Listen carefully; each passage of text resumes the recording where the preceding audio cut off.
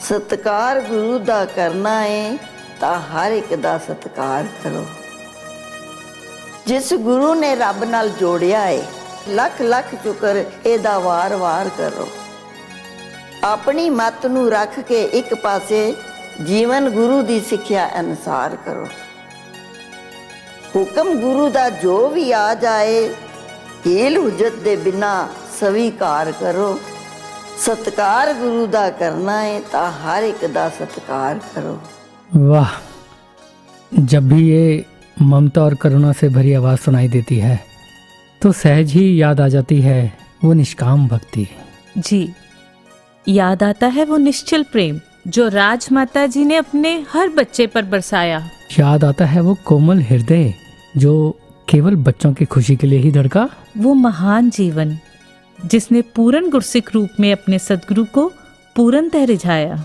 और वो मीठी मीठी सी मुस्कान जिसने हर एक को बस अपना ही बना लिया। वो गीत, वो कविताएं जिनके द्वारा सबके सुखों की कामना करना। और वो भक्ति और विश्वास भरे अनमोल वचन। वो परिवार और रिश्तों को जोड़े रखने की अनंत शिक्षाएं। तो चलिए इन्हीं का जिक्र करते हैं हम आज के एपिसोड में। मैं हूँ अतुल। मैं शरण। नमस्कार। धन्यंकार।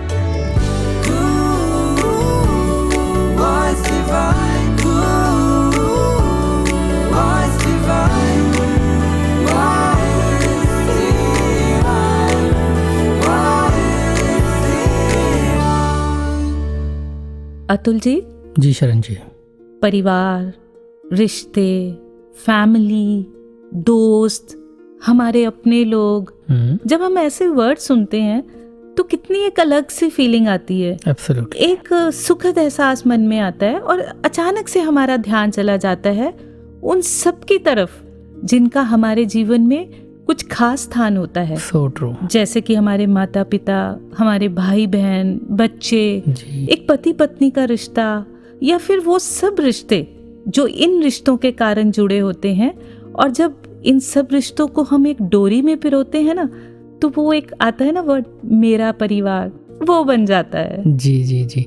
और ये जो मेरा परिवार का एहसास है ना जी, मुझे ऐसा लगता है कि ये दिल से जुड़े होने के कारण होता है। बिल्कुल बिल्कुल। और जब हम कहते हैं ना दिल से जुड़े हैं, तो इनमें एक और जो इन रिश्तों में एक खूबसूरती आती है, वो कुछ इन बातों से भी आती है कि जब हम एक दूसरे के प्रति प्रेम रखते हैं, समर्पण की भावना, त्याग की भावना, सहनशीलता, विशालता, ऐसे कितने ही गुण हैं जो इन रिश्तों को एक खूबसूरत एक इमारत की तरह हमारे सामने पेश करते हैं। जी बिल्कुल। लेकिन दुनिया का नक्शा कहीं कहीं कुछ अलग ही देखने को मिलता है। जी, जैसे वो पंक्तियां भी कहीं पढ़ने को मिली कि बदल गए परिवार के अब तो देखो भाव, रिश्ते नातों में नहीं पहले जैसा चाव। टूट रहे परिवार हैं, बदल रहे मनोभाव, प्रेम जताते गैर से अपनों से अलगाव। जी, गलती है ये खून की या संस्कारी भूल, अपने कांटों से लगे और पराए फूल। रहना मिल परिवार से, छोड़ न देना मूल, शोभा देते हैं सदा गुलदस्ते में फूल। क्या बात। होकर अलग कुटुंब से बैठे गैरों के पास, झुंड से निकली भेड़ की सुने कौन अरदास। मत खेलो तुम आग से, मत तानो तलवार, कहता है कुरुक्षेत्र ये, चाहो यदि परिवार। क्या बात। चाहो यदि परिवार।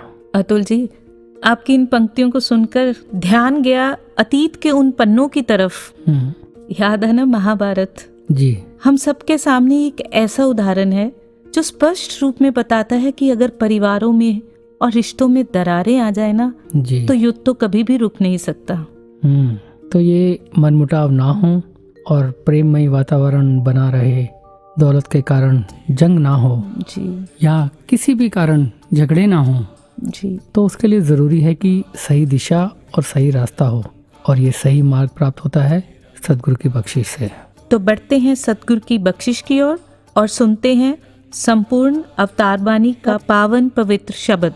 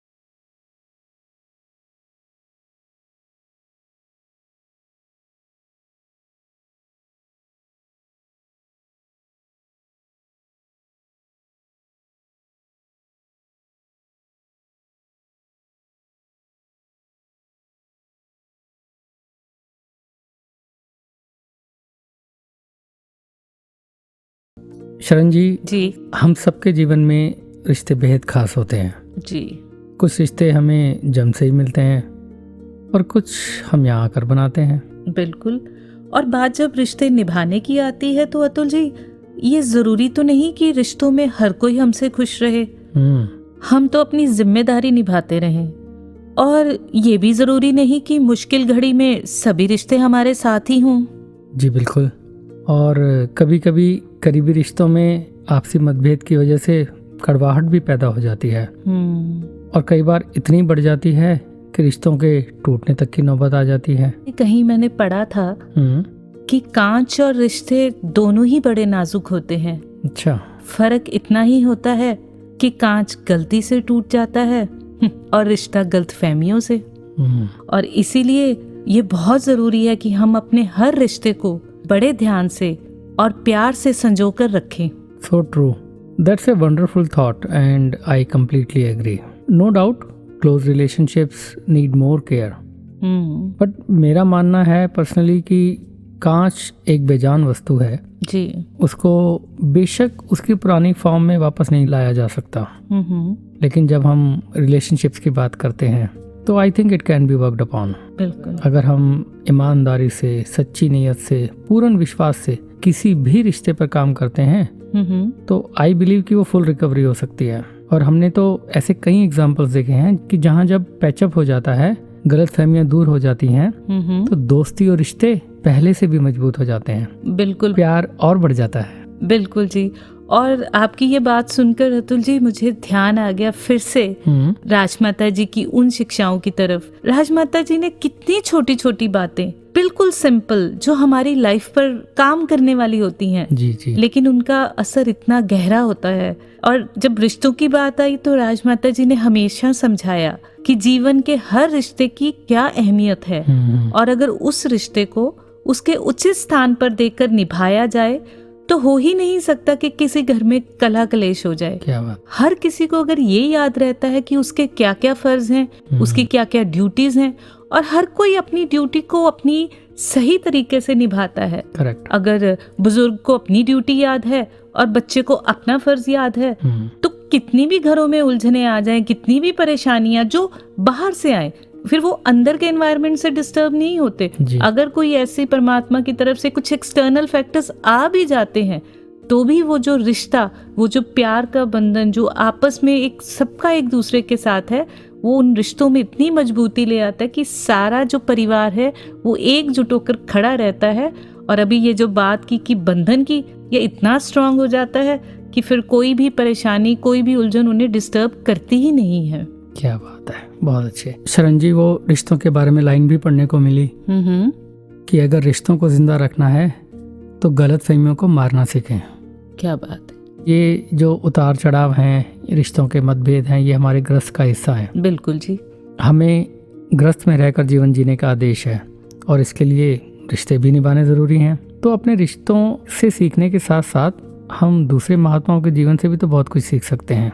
तो चलिए फिर सीखते हैं अपने पैनलिस्ट से। आज हमारे साथ पैनलिस्ट के रूप में मौजूद हैं दो बहनें, फरीदाबाद से बहन शील बजाज जी और ग्रेटर कैलाश से बहन सुनीता जी। आप जी दोनों का वॉइस डिवाइन के इस एपिसोड में स्वागत है। धन्यवाद जी। धन्यवाद जी। सुनीता जी, आप जी से सबसे पहले हम ये पूछना चाहेंगे, अक्सर हमने ये बात सुनी है कि भक्ति की शुरुआत घर से ही होती है, तो आप जी इस बारे में क्या कहना चाहेंगे? मैं भी आपसे सहमत हूँ। मैं आपको बचपन की बात सुनाऊं तो बचपन से ही हमारे जो पापा जी थे उन्होंने वर्दी डलवा दी थी। जब हम 5वीं क्लास में थे तो रामलीला ग्राउंड में समागम होते थे और थोड़ा सा ही सेवा दल था, तो ऐसे होता था कि भाग भाग के लंगर में भी सेवा करनी है, पंडाल में भी करनी है, अच्छा, और उसके बाद लॉस्ट एंड फाउंड में भी करनी है, अनाउंसमेंट में भी करनी है, क्योंकि थोड़ा सा सेवा दल था। और हम इतना एंजॉय करते थे, भाग भाग के सेवा करते थे, समझ नहीं थी पर वो ऐसी शिक्षा ही मिल रही थी कि सेवा करनी है। क्या बात है। और फिर स्कूल जाते थे तो पहाड़गंज भगत कोटुमल जी होते थे, वहाँ पर हम संगत में नमस्कार करके, पास ही स्कूल था, तो मुझे याद है जब हम संगत करते थे तो संगत से हम आते थे तो मेरे पापा जी का एक आदेश होता था कि जब संगत से आप वापस आओगे तो आपने विचार सुनानी है। क्या तो मुझे आज भी याद है वो बात कि मैं कहती थी कि हम सारी विचार कैसे याद रखेंगे, पर वो थोड़ा सा स्ट्रिक्टली कहते थे।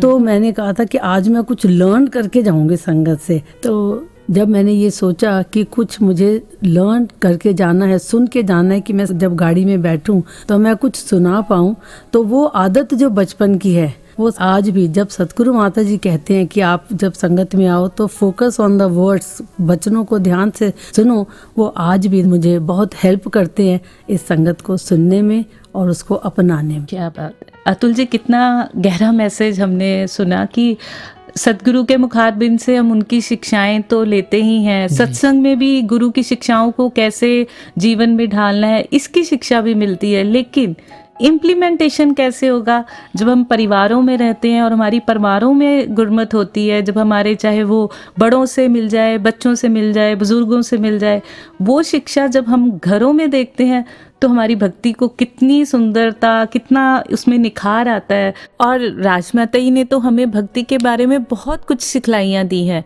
तो सुनीता जी कुछ राजमाता जी के बारे में भी बताइए।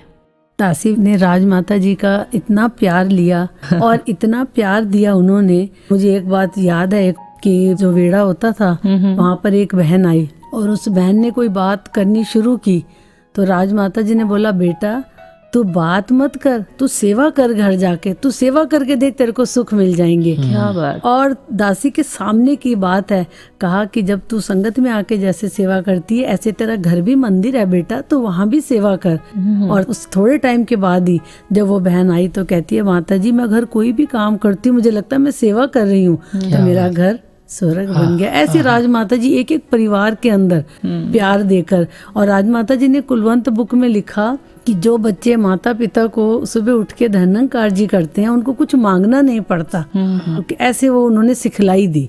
वो एक बात हमेशा कहते थे कि बेटा जो आप चाहते हो बच्चे करें, करके दिखाओ, करके दिखाओ। और वो करके दिखा के उन्होंने हमें सिखाया, जो आज हम इस गुरुमत को, इस भक्ति को, इस निरंकार को एहसास करते हैं। बहुत अच्छे जी। और जब राजमाता की बात होती है तो वो ध्यान में आता है कि हम एक शब्द हैं तो वो पूरी भाषा है, बस यही माँ की परिभाषा है। निरंकार जग दी प्यारी राजमाताए, दे कोल विश्व देही बच्चे आंदा खाताए। निरंकार जग दी प्यारी राजमाताए, दे कोल विश्व देही बच्चे आंदा खाताए। निरंकार जग दी। तो अब हम बहन शील जी से मुखातिब होते हैं।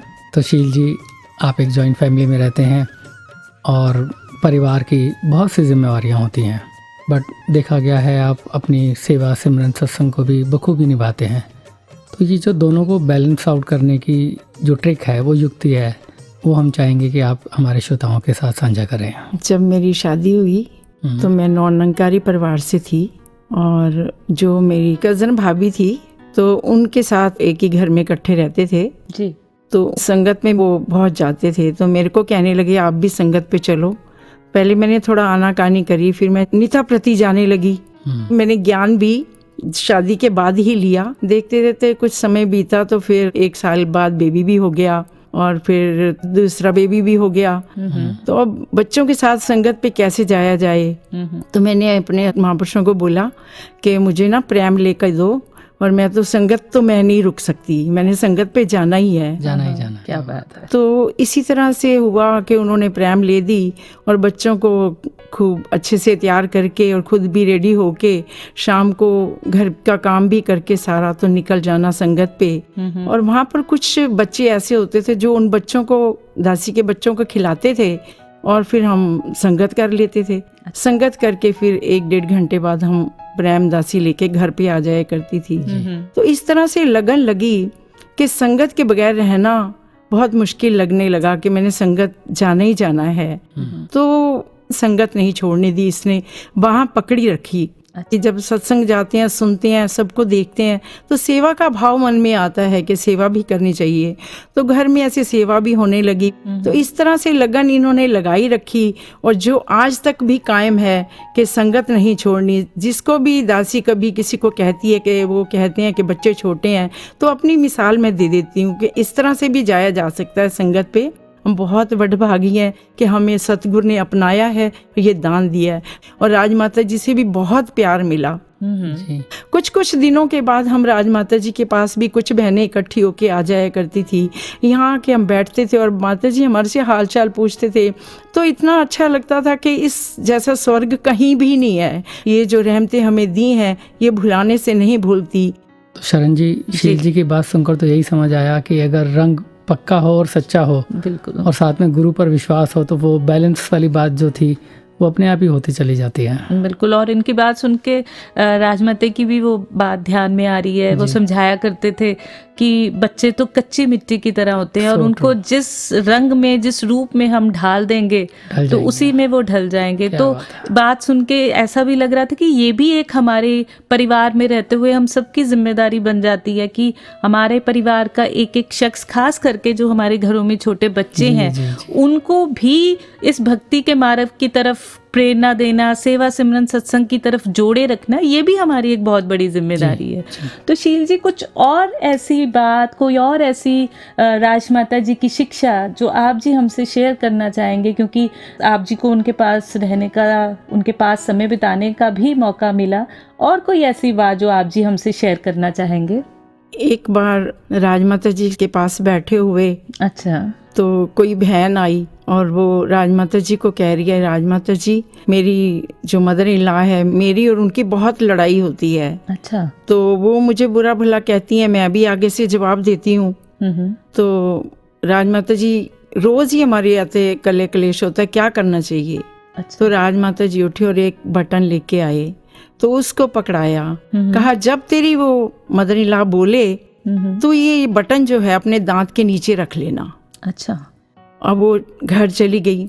अब दिन निकला तो वो उसकी जो मदर इन लॉ फिर बोलने लगी, और इसने बटन रख लिया। अब बटन रखा है तो बोल तो सकती नहीं थी, तो वो फिर चुप करके सुनती रही जो वो कुछ कहते रहे।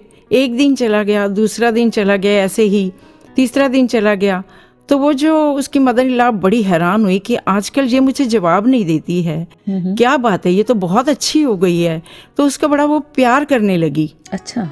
तो आपस में उनका इतना प्यार हो गया कि वो बड़े अच्छे से रहने लगी। एक हफ्ते के बाद फिर वो बहू आई माता जी के पास, तो माता जी को कहती है, माता जी, आपने जो बटन दिया था इसने तो बहुत काम कर दिया। अब तो मेरी सास मेरे को बहुत प्यार करने लगी और मैं भी उनसे प्यार करने लगी हूँ। तो ये होती है गुरुमत की बातें, और हम गुरु की मत को अपना कर अगर चलेंगे तो हमारे घर स्वर्ग बनते चले जाएंगे। जी है, तो ये गुरमत के नुस्खे ही जो लगता है कि शायद बटन में कहाँ इतनी ताकत होगी, बट उसमें गुरु का राज छुपा होता है, और जो मान लेते हैं उनका जीवन बदल जाता है। तो आप जी दोनों का बहुत बहुत धन्यवाद। धन्यवाद जी। इसने अनेकां दिले रोंदे हसाए ने, अथरू ने पूंजे लखां उजड़े वसाए ने। इसने अनेकां दिले रोंदे हसाए ने, अथरू ने पूंजे लखां उजड़े वसाए ने। मेरे नाल बीती ताइयों ता मैं जाता ਇਹਦੇ ਕੋਲ ਵਿਸ਼ਵ ਦੇਹੀ ਬੱਚਿਆਂ ਦਾ ਖਾਤਾ ਏ। निरंकारी जग दी। शरण जी, एक स्टोरी शेयर करना चाहूँगा जिसमें एक इंसान अपनी कहानी कुछ इस तरह से बयान कर रहा है जी कि शादी के 25 साल बाद मेरी वाइफ ने कहा कि मैं चाहती हूँ कि तुम एक दूसरी लेडी को बाहर लेकर जाओ। अच्छा। एक डिनर और मूवी डेट पर, उसके साथ कुछ वक्त बिताओ, मैं जानती हूँ उसे बहुत अच्छा लगेगा। वो जो दूसरी लेडी की बात मेरी वाइफ कर रही थी, वो कोई और नहीं बल्कि मेरी माँ थी। So sweet. जो कि 20 साल पहले मेरे पिताजी के देहांत के बाद मेरे ही शहर में एक दूसरे मकान में अकेली रह रही थी। 3 बच्चों और हेक्टिक जॉब की वजह से मैं बस कभी कभी ही उनसे मिलने जा पाता था। जब मैंने देर रात को माँ को कॉल किया तो पहले तो वो घबरा गई कि इतनी लेट कॉल आया है, और घबराकर मुझे ही पूछा कि बेटा तुम ठीक तो हो ना। फिर मैंने उन्हें डिनर और मूवी ले जाने को कहा तो वो सोच में पड़ गई। फिर मैंने कहा कि मुझे खुशी होगी अगर मैं आपके साथ कुछ वक्त बिता पाऊंगा, बस हम दोनों। तो वो तुरंत मान गई। मैं जब उन्हें लेने पहुंचा तो वो अच्छे से सज धज कर तैयार होकर घर की दहलीज पर मेरी राह देख रही थी। अच्छा। रेस्टोरेंट पहुंचने पर ऑर्डर देने के लिए जैसे ही मैंने मेन्यू पढ़ा, क्योंकि माँ की आंखें तो बहुत कमज़ोर हो गई थी, तो माँ मुझे टकटकी लगाकर देखती रहीं और बोली कि जब तुम 5-6 साल के थे ना तो मेन्यू मैं पढ़ा करती थी। क्या बात है। तो मैंने भी कहा कि this time you relax and let me return the favour. Dinner करते हुए हमने खूब सारी बातें करी, और इतनी बातें करी कि हम तो मूवी जाना ही भूल गए। मैंने माँ को घर ड्रॉप किया और वो बोली बेटा मैं दोबारा तुम्हारे साथ जाना चाहूँगी, पर इस शर्त पर कि इनविटेशन मेरी तरफ से होगा। लेकिन किस्मत को कुछ और ही मंजूर था। कुछ दिन बाद ही मेरी माँ हार्ट अटैक के कारण गुजर गई। सब इतना अचानक हुआ कि मैं उनके लिए कुछ नहीं कर पाया। कुछ दिन बाद मुझे एक एनवलप मिला और उसमें उसी रेस्टोरेंट का एक पेड बिल था और एक चिट्ठी थी जिसमें लिखा था बेटा मैंने ये बिल एडवांस में पे कर दिया है।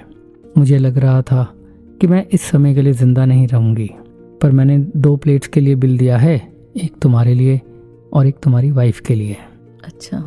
तुम शायद ज़िंदगी भर नहीं जान पाओगे कि वो डिनर डेट मेरे लिए कितना मायने रखती थी। आई लव यू बेटा। तो शरण जी, उस आदमी ने आगे कहा कि उस दिन मुझे रियलाइज़ हुआ कि समय रहते किसी को आई लव यू कह देना कितना इम्पोर्टेंट है। True true. अपनों को वो समय देना जो वो डिज़र्व करते हैं। बिल्कुल। क्योंकि कुछ चीज़ें इस बात पर नहीं टाली जा सकती कि फिर कभी कह देंगे या फिर कभी कर लेंगे। बिल्कुल अतुल जी, क्या बात है। ऐसे तो नहीं कहते ना मेरा परिवार। कितना इमोशनल टच होता है इस एक वर्ड में, इन रिश्तों में। और पता है क्यों? क्योंकि इसमें हर रिश्ता प्रेम के बंधन से जुड़ा होता है। कितनी भी मुश्किल की घड़ियां हो, कितने भी खुशियों के पल हो, पर सबका एक दूसरे के साथ रहना, एक ऐसे मोती की माला बनकर रहना जिसके मोती ऊपर से इसलिए खूबसूरत और चमक रहे होते हैं क्योंकि आपसी प्रेम के धागे में बंधे होते हैं। जी, इट रिमाइंड्स मी कि फैमिली को किसी ने इस तरह भी डिफाइन किया, FAMILY जी, forget about me, I love you. वाह जी वाह, क्या बात है। अतुल जी, अभी अभी हमने रिश्तों के इन खूबसूरत एहसासों को महसूस किया आपकी इस कहानी में, और जिसमें आपने डिनर डेट की भी बात की कि किस तरह से एक माँ और बच्चे का एक जो रिश्ता है वो कितना प्यारा रिश्ता है। तो क्यों ना माँ पर ही एक प्यारी सी कविता सुन ली जाए विबिनता जी से। जी।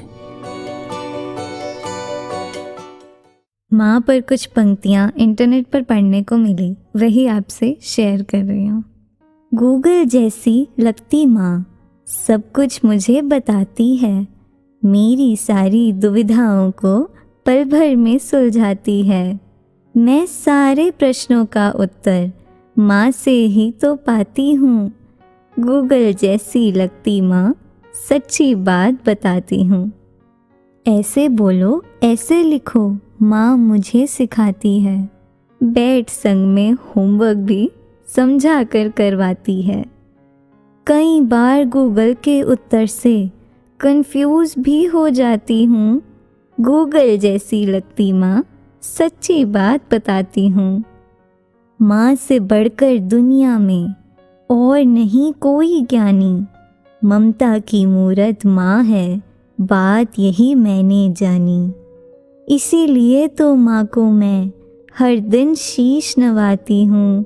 गूगल जैसी लगती माँ, सच्ची बात बताती हूँ। गूगल जैसी लगती माँ, सच्ची बात बताती हूँ। वाह, क्या बात है। माँ की ममता और सतगुरु की रहमतों का जिक्र, ये तो बयानों से बाहर है। तेरी रहमतों का बयां करूं, वो जुबान नहीं मेरे पास है। का बयां करूं वो जुबान नहीं मेरे पास है। तू गुणों की खान है सतगुरु अवगुण भरा तेरा दास है। तेरी रहमतों का बयां करूं।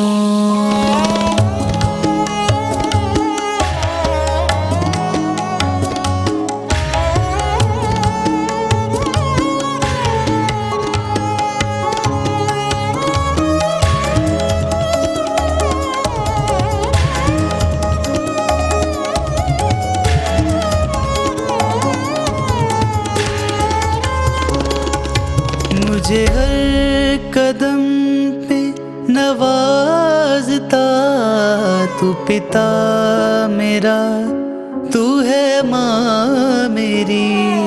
तेरी ममता प्यार की छाँव में है बसी हुई दुनिया मेरी है बसी हुई दुनिया मेरी।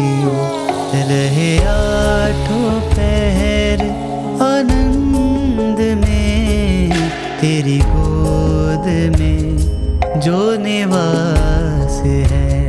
तेरी रहमतों का बयां करूं वो जुबान नहीं मेरे पास है। तेरी रहमतों का बयां करूं। अतुल जी, हम रिश्तों की बात कर रहे हैं कि रिश्ते दिल से जुड़े होते हैं, शब्दों से नहीं। और इन्हें जोड़े रखने के लिए कितनी ही सारी चीजों की जरूरत पड़ती है, जैसे love, gratitude, care, compassion, acceptability and tolerance. Wow, tolerance. और जब कभी यही टॉलरेंस इनटॉलरेंस में बदल जाती है तो वही रिश्तों के अंदर दूरी और दरारें आ जाती हैं जी। छोटी छोटी बातों से गलतफहमी और छोटी छोटी बातों की तंगदिली और फिर वही की असहनशीलता। और ये तो हमने अक्सर सुना है कि हमें सहनशील होना चाहिए, हमें दूसरों की बातों को बर्दाश्त कर लेना चाहिए। पर यहाँ पर भी मुझे राजमाता जी की एक बहुत खूबसूरत सिखलाई याद आ रही है, जो शायद लगता है कि प्रैक्टिकली हमारे साथ ऐसा ही कुछ होता है। अच्छा। और एक जगह पर राजमाता जी ने ये समझाया कि हमें कुछ भी बात हो, कैसी भी बात हो, हमने उस बात को सहना है, उसे टॉलरेंट होकर उसे बर्दाश्त करना है। बट ये नहीं है कि ऊपर से तो हम सह रहे हैं, ऊपर से तो हम कह रहे हैं कि हाँ जी हम बर्दाश्त कर रहे हैं, सहनशील हो रहे हैं, बट हमारा मन जवाब दे रहा है। ये जुबान तो बंद है पर मन के अंदर से वही असहनशीलता वाली बातें, दूसरों को जवाब देने वाली बातें, वो सब चलती जा रही हैं। तो राजमाता ने कहा ये निरंकार सब कुछ देख रहा है और जो आपके मन के अंदर की कल्पना है वो आपको सुकून नहीं लेने देती, वो आपको चैन में नहीं रहने देती और उसकी तपिश वो दूसरों तक अपने आप ही पहुंच जाती है। तो इनडायरेक्टली आपने सहनशील होते हुए भी असहनशीलता ही दिखाई है। तो सिर्फ जुबान से ही सहनशील नहीं होना, मन से भी सहनशील होना है। बिल्कुल। और अतुल जी, कई बार हमने देखा होगा कि हम तो अपनी तरफ से बेस्ट कर रहे होते हैं कि जिस रिश्ते को हमें बहुत अच्छे से निभाना है, और कई बार तो हम अपना बहुत बेस्ट निभा रहे होते हैं, बट सेम जो रिएक्शन है वो हमें सामने से नहीं मिल रहा होता, वो रिजल्ट, हाँ, सेम रिस्पॉन्स, सेम रिजल्ट नहीं आ रहा होता। तो इस पर भी मुझे एक बात याद आ गई। एक बार एक बहन राजमाता के पास आई और अपनी कोई पारिवारिक समस्या लेकर आई। She was feeling very humiliated in her family. उन्हें लग रहा था कि जो मान सत्कार उन्हें मिलना चाहिए वो उसे नहीं मिल पा रहा है। हालांकि वो अपनी तरफ से बेस्ट कोशिश कर रही है कि मैं अपने रिश्ते को बहुत अच्छे से निभा पाऊं, लेकिन सामने से वो रिस्पॉन्स नहीं था, तो बहुत डिस्टर्ब थी।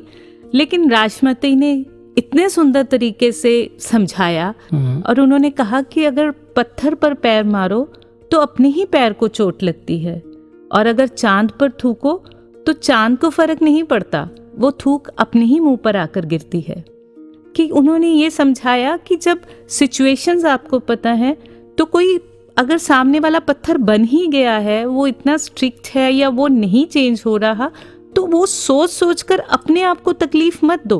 अपने जो परफॉर्मेंस है, अपनी जो निभाना है, वो आप कर्म करते रहो और निरंकार पर बाकी छोड़ दो। और जहाँ तक चांद की बात है, तो आपकी कोशिश हमेशा ये रहनी चाहिए कि आप चांद ही बन के रहो। जैसे चांद खूबसूरत है, चांद शीतल है, चांद शांत है, आपका जो स्वभाव हो, आपका जो नेचर हो, बिहेवियर हो, वो वैसा ही रहे। किसी का असर आप पर नहीं आएगा, क्योंकि आप तो चांद ही बनकर जी रहे हो ना। और इसी चीज को जब मैंने अपने जीवन में इम्प्लीमेंट करने की कोशिश की, क्योंकि वो बात रहती है ना कि जब हम मानना शुरू करते हैं, तो एक बार ऐसी सिचुएशन में अपने आप को पाया, ऐसा लगा कि ये शायद सेम सिचुएशन मेरे साथ भी ऐसी हो रही है कि सामने वाला किसी गलतफहमी का शिकार हो गया, मेरे रिलेटेड लेकर कोई बात अपने मन में लेकर बैठा हुआ है। तो ऑब्वियस है, ह्यूमन नेचर है, हम यही चाहते हैं कि हम अपने आप को प्रूव करें, हम दूसरे को बता दे भी नहीं भाई मैं गलत नहीं हूँ। अक्सर ऐसा होता है। अक्सर। लेकिन ये निरंकार की ही कृपा रही कि एकदम से इस शिक्षा को मैंने सोचा कि क्यों ना अपनाया जाए। अगर हमें सद्गुरु भी हमेशा सिखाते हैं कि थोड़ी देर के लिए शांत हो जाओ, गिव बेनिफिट ऑफ डाउट, दूसरे को थोड़ा सा ऐसा टाइम दे दो, मे बी वो उस मूड में नहीं है, शायद ये किसी गलत फहमी में है, कोई बात नहीं, don't be judgmental at that moment, right. तो वो शिक्षा को बार बार अपने मन में दोहराया कि पत्थर से पैर नहीं मारना, तकलीफ होगी। और उसका नतीजा ये हुआ, आप यकीन मानिए अतुल जी, जब वो सामने आए, इस शिक्षा को याद रखा, तो मैंने वो ग्रीट किया, उनको दिल से ग्रीट किया, without keeping anything in mind, दिल से ग्रीट किया, धन्यकार किया। तो कोई रिस्पॉन्स नहीं था, क्योंकि सामने वाले के चेहरे पर तो क्रोध ही था ना, तो कोई रिस्पॉन्स नहीं। सेकेंड डे भी किया, कोई रिस्पॉन्स नहीं। और मजे की बात देखो कि जो शख्स कभी कभी मिलता था, वो इन दिनों रोज मिलना शुरू हुआ। और ऐसे लग रहा था कि जैसे ये भी परीक्षा हो रही है, बिकॉज शायद दे वांट टू प्रोवोक मी कि मैं कुछ तो रिएक्ट करूं, कुछ तो करूं। और जब भी अंदर मन से भाव आता था कि नहीं मैं कुछ बोलूं, तो साथ में ही मन में फीलिंग आती थी कि नहीं मैं सहनशील होने की कोशिश तो करूं। और उसका नतीजा ये हुआ कि बाय द टाइम थर्ड और फोर्थ डे आया, मुझे मेरी ग्रीट के बदले एक स्माइल मिली, छोटी सी। क्या बात है। फोर्थ डे और एक अच्छी स्माइल, फिर मुझे उसी ग्रीट के बदले उनकी तरफ से ग्रीट मिला। वाह। और मेरे ख्याल से शायद हफ्ता नहीं बीता होगा, हमने इकट्ठे बैठ के खाना भी खाया। और आज वो रिलेशन इतना अच्छा है कि ना तो उन्हें वो बात याद है, ना मुझे याद है, ना हमने कभी जिक्र किया। और जब फर्स्ट टाइम मुझे वो स्माइल मिली ना इस सारी सिचुएशन में, तो पहला जो भाव मन में आया ना, वो एक ग्रैटिट्यूड का था, थैंकफुलनेस का था कि सच्चे पातशाह, अभी तो आपकी एक शिक्षा एक ही बार अपनाने की कोशिश की, मन में पक्का किया, तो इतना अच्छा रिजल्ट कि वो ना तो मन में अब कोई नफरत है, ना किसी के प्रति कोई घृणा है, बल्कि एक प्यार की ही फीलिंग है। वो एक कहते हैं ना कि गुरु की शिक्षा के आगे कोई लॉजिक नहीं, इनकी बात मान लो तो जीवन में मैजिक ही मैजिक होता है। क्या बात। और वो मैजिक हुआ। और फिर बात याद आ गई सद्गुरु माता सुदीक्षा जी की कि जहाँ रिश्ते होते हैं, जहाँ टॉलरेंस होती है, वहाँ आप इसलिए टॉलरेट नहीं करते हो कि आप मजबूर हो, आप इसलिए टॉलरेट करते हो क्योंकि आप उनसे प्यार करते हो। और जहाँ प्यार का फैक्टर स्ट्रांग होगा, वहाँ एक्सेप्टेंस लेवल स्ट्रांग होगी। और जहाँ आप एक्सेप्ट करते हो, वहाँ सहना भी आपकी एक मजबूती है, सहना भी आपकी एक शक्ति है। तो ये जो शिक्षाएं हमें मिलती हैं, वो हमें राजमाता जी के रूप में मिली, या हमें सद्गुरु के हर रूप में मिलती भी रही हैं, मिल भी रही हैं। तो यही लगता है कि अगर जीवन में थोड़ी थोड़ी भी आ जाए, तो कितने खूबसूरत रिश्ते होंगे जो हमें मिले हैं और हम उन्हें निभा रहे हैं। बहुत सुंदर शरण जी। और सद्गुरु की इन शिक्षाओं का जिक्र तो ताउम्र ही चलता रहेगा, और इस एपिसोड में भी हम चर्चा जारी रखेंगे। पर फिलहाल हम सुन लेते हैं एक मधुर भक्ति गीत। मैनू कौन पुछदा सी, सब तेरिया ने वड्याया।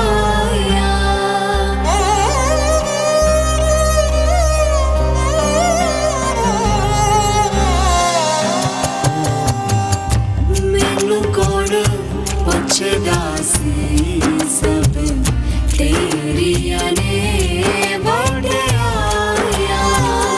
मैनू कौन पुछदा सी, सब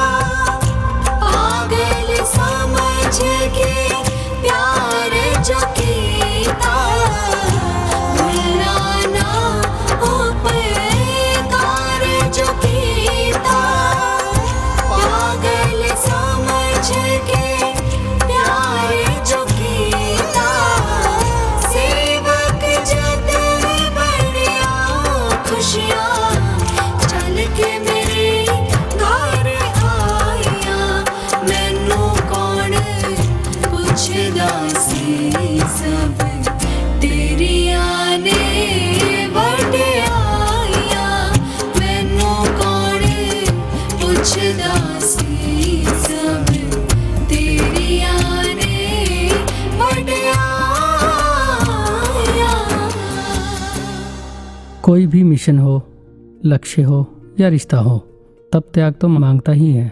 बिल्कुल हम जानते हैं कि ऐसा ही हमारे मिशन का इतिहास भी है जी। संतों महापुरुषों का बलिदान इसमें शामिल है। उसी को याद करते हुए हम मुक्ति पर्व भी इस अगस्त के महीने में मनाते हैं जी।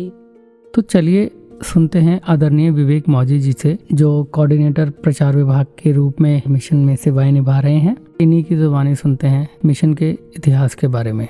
विवेक जी, आप जी का बहुत बहुत स्वागत है जी। थैंक यू जी, धन्यकार जी। धन्यवाद जी। विवेक जी, अगस्त का महीना है और इस महीने में हम सभी जानते हैं कि इतिहास के पन्ने खुल जाते हैं, तो आप जी इस पर कुछ रोशनी डालिए।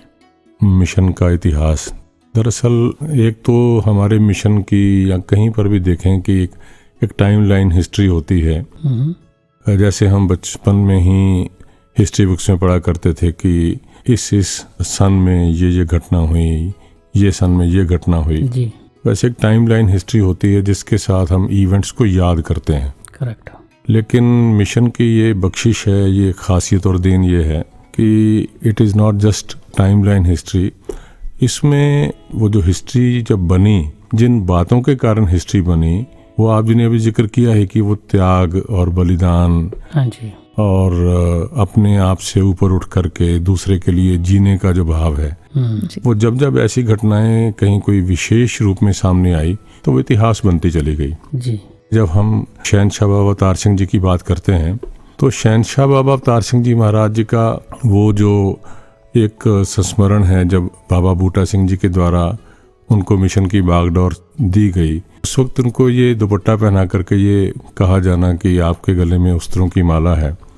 और उसके बाद इतिहास के पन्ने पलटते हुए जब हम आगे बढ़ते हैं तो 62-63 के आसपास की बात कि जब शहनशाह बाबा अवतार सिंह जी महाराज जी ने अपने जीवन काल में ही बाबा गुरबचन सिंह जी को मिशन की बागडोर सौंपी और स्वयं फिर गुरसिख रूप में उस सेवा के अंदर अपने आप को समर्पित कर दिया। क्या दरअसल जितनी कहने सुनने में बातें आसान है, इन सारी बातों को जीने के लिए खुद ही को मिटा करके समर्पित भाव से, यानी शरीर से ऊपर उठ करके अपने आप को जीना पड़ता है जी।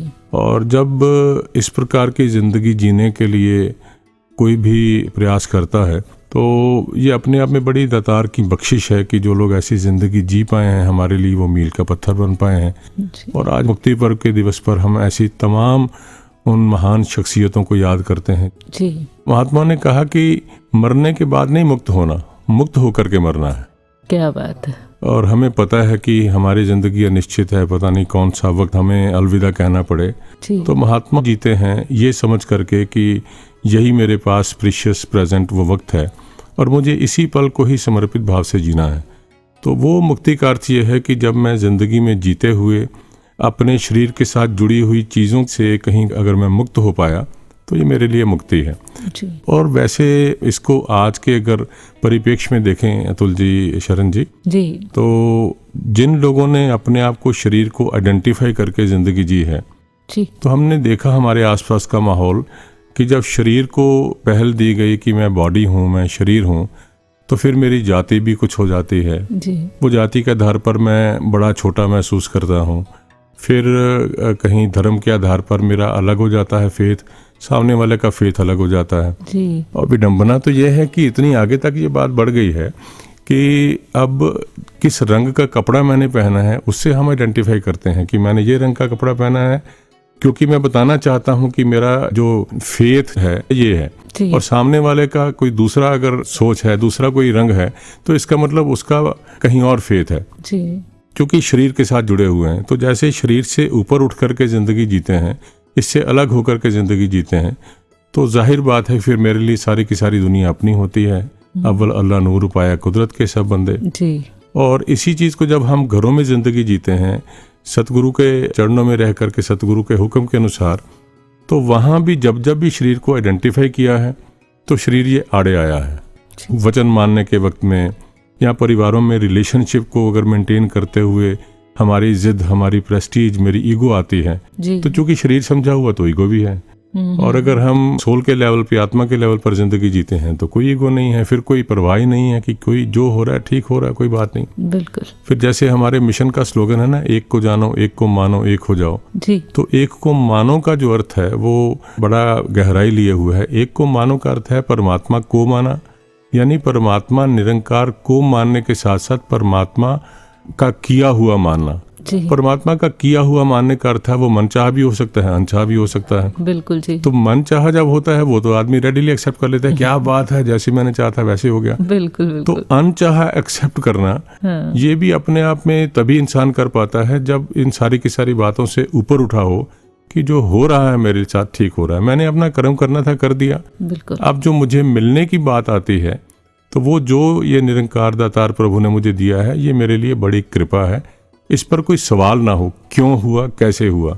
तो इस दृष्टिकोण बदलते ही हमारी जिंदगी, हमारी सोच एंटायरली बदल जाता है जी। तो बस यही तो समर्पण है, यही मुक्ति है कि अगर इस शरीर के बंधन से मुक्ति हो गई, जीते जी इसकी कैद से मुक्ति हो गई, तो अपने आप में फिर तो इंसान ऐसा मुक्त है कि उसके जैसा शहंशाह कोई नहीं हो सकता जी। तो विवेक जी, आप जी ने जहाँ पर इतना सुंदर मुक्ति का एक सही मायने में भाव बताया कि हर थॉट से, हर बंधन से मुक्त होना, और वो चाहे हम कोई फिजिकल लेवल पे जी रहे हैं, हम सोशल लाइफ में जी रहे हैं या फिर पारिवारिक पहलू में जी रहे हैं, तो हर तरह के थॉट से हम जब एक बंधन मुक्त होते हैं तो एक जो भी लाइफ जी रहे हैं वो बहुत अच्छी और खूबसूरत लाइफ हो जाती है। बिल्कुल ठीक बात है जी, सबके लिए कल्याणकारी होती है जी। बिल्कुल। विवेक जी, आप जी ने समय निकाला, मिशन के इतिहास के बारे में हमें इतनी अच्छी जानकारी दी, इसके लिए आप जी का बहुत बहुत धन्यवाद। बल्कि आप सभी महात्माओं का और सारे टीम मेंबर्स का बहुत बहुत शुक्रिया। थैंक यू कि आप मुझे मेरा अपना लेसन लर्न करने के लिए फिर से मौका देते हैं। थैंक यू वेरी मच जी, थैंक यू जी। धन्यवाद। धन्यवाद। सच्चे ज्ञान दे चानन में हर वार हनेर मिटाया, भटके हुए मानव नू इन सच दा राह विखाया। सच्चे ज्ञान दे चानन ने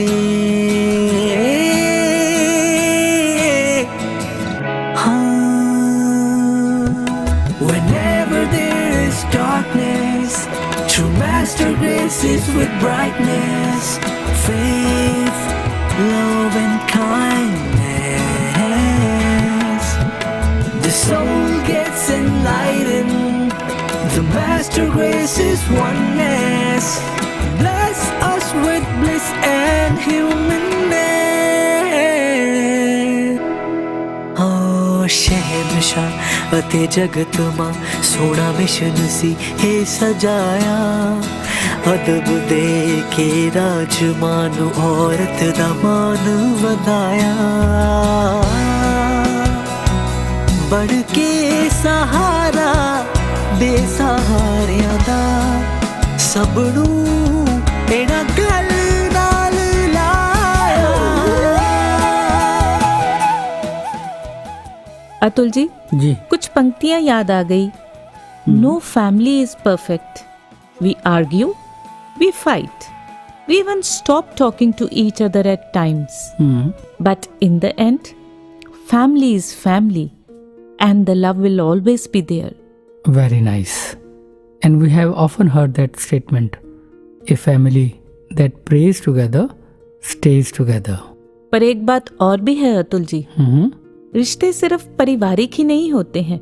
जिन लोगों के साथ हम एक छत में रहते हैं या फिर जिनके साथ हमारा खून का रिश्ता है, या यूं कहें कि आफ्टर मैरिज हमारा किसी के साथ रिलेशन बनता है, बल्कि पूरा समाज, पूरी मानवता ही हमारा परिवार है। क्योंकि देखा जाए हर किसी के साथ हमारा कोई ना कोई संबंध है, किसी ना किसी रूप में तो हमारा रिश्ता है ही। चाहे अब वो कोई सोशल सर्कल हो, हमारे फ्रेंड्स हैं, हमारे कोलीग्स हैं, या फिर हमारा कोई प्रोफेशनल सर्कल हो। देखा जाए एक डॉक्टर और पेशेंट का भी तो एक रिलेशन है, एक टीचर स्टूडेंट का भी एक रिलेशन है, या फिर कोई स्पिरिचुअल रिलेशन, स्पिरिचुअल सर्कल जिसमें हमारा रिलेशन हमारे संत महात्माओं के साथ होता है, जो हर वक्त किसी ना किसी रूप में हमारे साथ खड़े होते हैं, हमें गिरने से बचाते हैं, हमें संभाले रखते हैं। जी। और फिर ये स्पिरिचुअल रिश्ता, क्योंकि हर किसी में ही परमात्मा का रूप है, तो वो भी एक रिश्ता हर किसी के साथ हमें नजर आता है। क्या बात। और एक रिश्ता जो हमारा निरंकार के साथ है और हमारा हमारे गुरु के साथ है। ये सब भी तो रिश्ते ही है ना जी। और इन रिश्तों को हमें बहुत अच्छे से समझाया राजमाता जी ने। जी Sharan ji, I believe that Rajmata ji was faith personified. जी, लव एंड फेथ। बिल्कुल।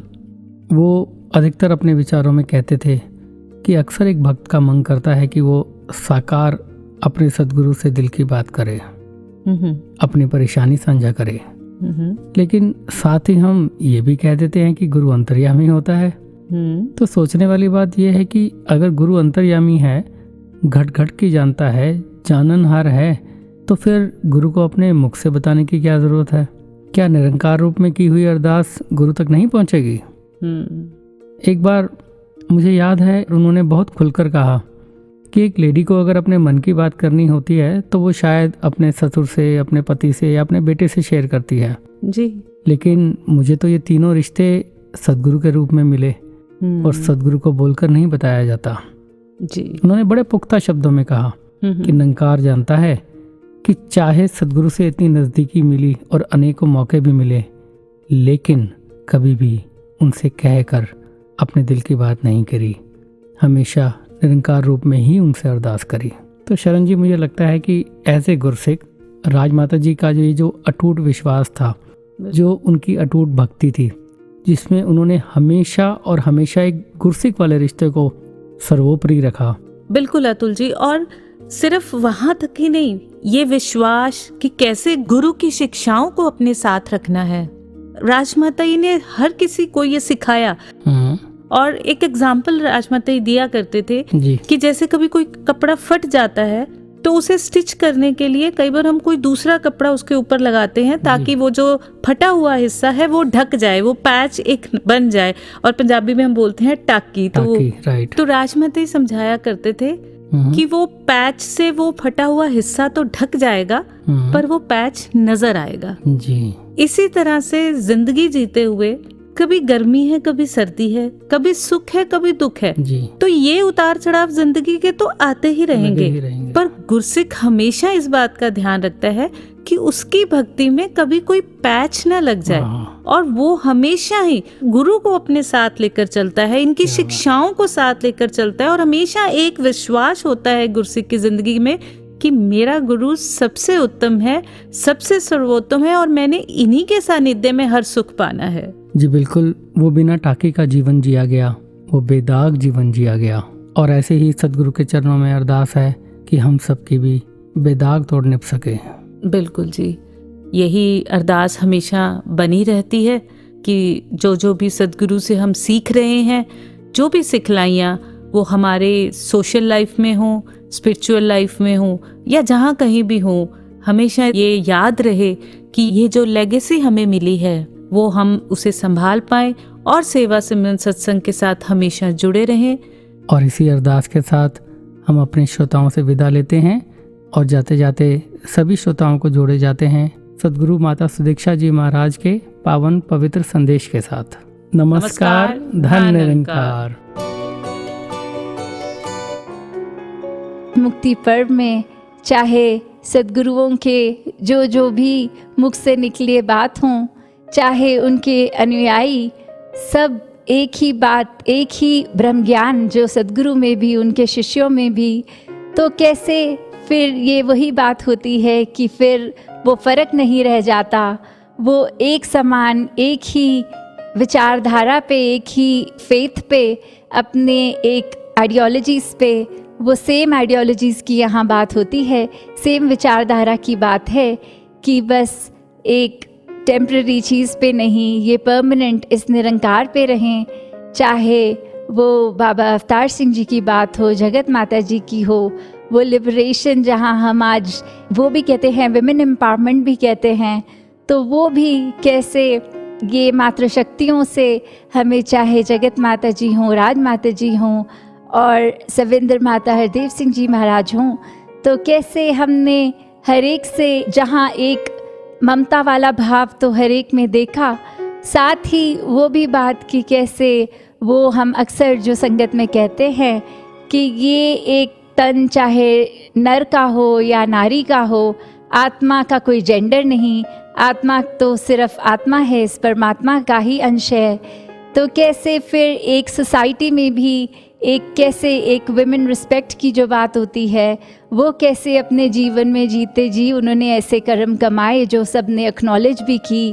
और साथ ही वो भक्तों की अब बात जहाँ कुछ चंद नामों से दासी उनके लिमिट नहीं करना चाहेगी, क्योंकि एक ऐसा भी जीवन होता है, चाहे वो एक महात्मा उस तरह कोई जानता भी ना हो, कोई ऐसे अलूप सी जगह में रहते हों, एक बिल्कुल रूरल पार्ट में रहते हों और ज़्यादा उनको जानने वाले कोई नहीं, पर वो अंदर से कर्म रूप में इतने महान होते हैं कि वो चाहे एक पॉपुलर पर्सनालिटी ना भी हों, फिर भी वो इतना एक ऐसा जीवन जी जाते हैं जो एक मुकम्मल जीवन होता है।